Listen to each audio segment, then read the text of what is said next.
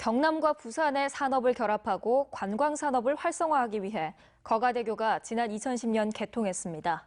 개통 8년이 지났지만 여전히 통행료 문제로 시끄럽습니다. MBC 경남은 앞으로 거가대교 통행료 문제를 지속적으로 보도하겠습니다. 이상훈 기자입니다. 25톤 화물차를 모는 양혜엽 씨가 거제에 조선기자재를 납품하고 포항 집으로 향합니다. 거가대교에 다다르자 통행료 3만 원이 찍힙니다.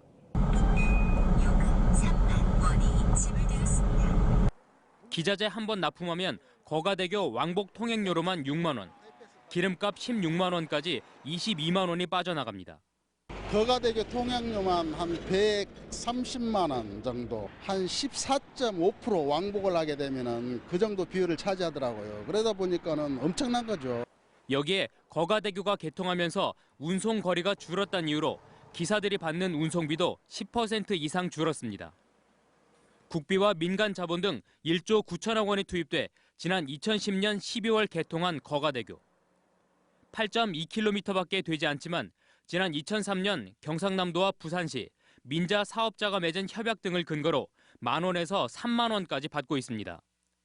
8.2km에 불과한 이 거가대교는 전국에서 통행요금이 가장 비쌀 뿐만 아니라 차종 간의 요금 편차도 전국에서 가장 큽니다. 한국도로공사가 운영하는 도로는 물론 다른 민자 도로보다도 월등히 비쌉니다. 특히 버스나 대형차의 경우는 서울에서 부산까지 요금보다 거가대교 통행료가 더 비쌉니다. 때문에 버스나 화물차의 실제 통행량은 예측치의 10% 정도에 불과해서 통행료 적자를 가중시키고 있습니다. 결국 시민단체는 물론 단체장까지 나섰습니다.